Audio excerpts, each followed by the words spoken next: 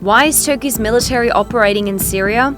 To understand, let's go back to August 2016. Turkey launched a joint military operation with the Free Syrian Army in northern Syria.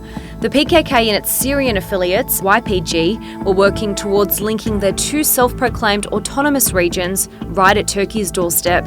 This was a problem. The PKK has waged an armed campaign against the Turkish state since the early 1980s, killing more than 40,000 people. Meanwhile, Daesh was using the chaos in Syria to make territorial gains. Both had been carrying out a series of terror attacks throughout Turkey, one of which targeted a wedding in Gaziantep, killing 54 people and galvanising the Turkish government to launch Operation Euphrates Shield. The operation's aim was to stabilise the border region from foreign enemies, mainly Daesh and the PKK. Both the US and the EU consider the PKK a terrorist organisation. Despite this, the US has been the biggest supporter of the YPG and sees them as a key ally in the fight against Daesh. US backing has also helped the YPG gain and maintain territory in northern Syria, and the tension between the two NATO allies have increased. Recently, the US told the YPG to rebrand themselves to avoid being linked to the PKK. They formally called themselves the YPG, who the Turks would say equated to the PKK. So we literally played back to them that, hey, you got to change your brand. You know, what do you want to call yourself besides the YPG? And with about a day's notice, they declared that they were the Syrian Democratic Forces. On August 16, 2016, the YPG took the city of Manbij from Daesh. Turkey saw this as a threat to its national security. And if this corridor was formed, linking the two regions together, most of Turkey's links to the Arab population in Syria and the FSA would be cut off. Turkey warned the YPG to remain to the east of the Euphrates River, and the US seemed to support Turkey.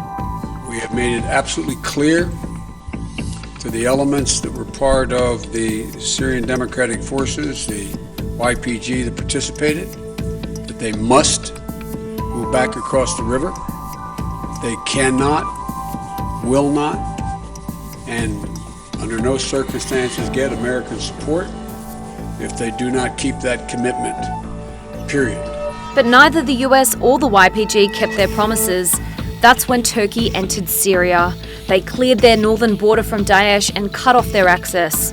By November 2016, the operation moved south towards a Daesh stronghold, Al-Bab, a strategic town known as the gateway to Syria's industrial and trade centre, Aleppo.